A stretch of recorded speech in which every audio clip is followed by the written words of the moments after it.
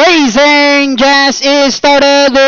Don Albertini break weakly restart Penrith. Gentle strand in between horses, up and away, breaking bad, hot and spicy, while C Senor is the early trailer by about 10 lengths of the leader. Racing down the backstretch with the fast is stepping Don Albertini on its favorite position as the pace setter, enjoying a 3 lengths lead.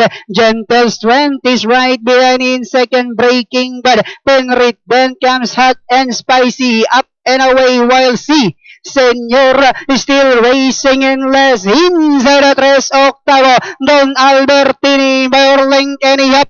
Gentle strength now about to throw the challenge on the outside. Penrith breaking bad, hot and spicy, up and away, while C Senor is still racing in less, and they are now entering the home stretch. Don Albertini by about 2 lengths. Gentle strength. Penrith now threatening danger now on the outside. Last 100 meters. It's now Penrith to grab the lead, and in second, Don Albertini up and away. On the outside, Penrith up and away, and finally Penrith up and away. Then comes hot and spicy Don Albertini, gentle strength, breaking bad.